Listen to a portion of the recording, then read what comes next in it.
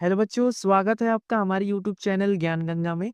आज की वीडियो में हम क्या करेंगे, समबाहु त्रिभुज अर्थात इक्विलेटरल ट्रायंगल के बारे में जानेंगे। देखिए, इक्विलेटरल ट्रायंगल होता क्या है? ऐसा ट्रायंगल जिसके प्रत्येक भुजा एक दूसरे के बराबर हो और प्रत्येक कोण भी एक दूसरे के बराबर हो और उन कोणों का मान 60-60 डिग्री हो। तो इस प्रकार के ट्रायंगल को हम इक्विलेटरल ट्रायंगल कहते हैं। ठीक है।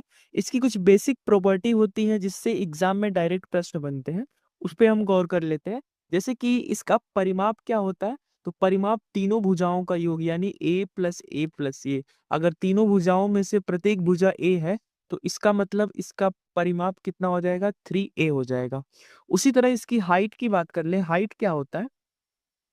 हाइट बेसिकली किसी भी समबाहु त्रिभुज का क्या होता है, ये एक त्रिभुज है और इससे हम किसी भी एक कोण से यहाँ पर एक लाइन खींच दे तो इसी को हम हाइट कह देते हैं। हाइट के बारे में इतना ध्यान रखिएगा, जब भी कोई समबाहु त्रिभुज होगा तो उसमें हाइट क्या करता है, नीचे वाले बेस पर 90 डिग्री का कोण बनाता है, यानी नीचे वाले बेस पे ये लंब होता है और इसको क्या करता है, दो बराबर भागों में बांट देता है। ये भी चीज ध्यान रखिए, अगर पूरा ए होगा तो ये दो छोटे छोटे भागों में बट जाएगा।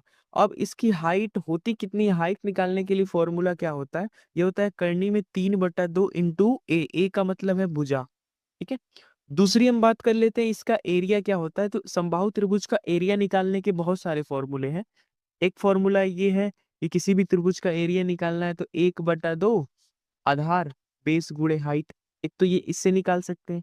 दूसरा एरिया निकालना है तो हम क्या करेंगे, करनी में 3/4 इंटू भुजा का हम स्क्वायर कर देंगे। एक तो ये तरीका है। और तीसरा इसका एरिया निकालने का तरीका ये है कि हम क्या करेंगे, यहाँ पे लिखा गया है कि हम हाइट का स्क्वायर करके उसमें करनी में 3 से भाग कर देंगे तो हमारा त्रिभुज का एरिया निकल जाएगा। तो इस तरह से हम किसी भी त्रिभुज का या समबाहु त्रिभुज का एरिया निकाल सकते हैं। यहाँ पे कुछ और बेसिक चीज जान लीजिएगा कि अगर कोई समबाहु त्रिभुज के अंदर छोटा सा कोई सर्कल बना है, देख लीजिए ये छोटा सा सर्कल बना है, तो इसकी त्रिज्या क्या होती है, तो इसकी त्रिज्या निकालने के लिए हम क्या करते हैं, भुजा मतलब a/2√3 करते हैं। ठीक है, इसको ध्यान रखिएगा। दूसरा, अगर कोई समबाहु त्रिभुज है, इसके बाहर कोई वृत्त है और इसका हमें त्रिज्या निकालना है। ठीक है, तो इसके लिए हम क्या करते हैं, कैपिटल आर इसको बोलते हैं। ये हम भुजा को √3 से डिवाइड कर देते हैं। तो इस तरह से हमें कैपिटल आर और स्मॉल आर मिल जाता है। फिर हम बात कर लेते हैं कुछ और प्रॉपर्टी पे, जैसे कि इनका अनुपात क्या होता है। तो ये जो स्मॉल आर और कैपिटल आर होता है वो 1:2 में होते हैं और इनके एरिया कितना होता है, 1:4 में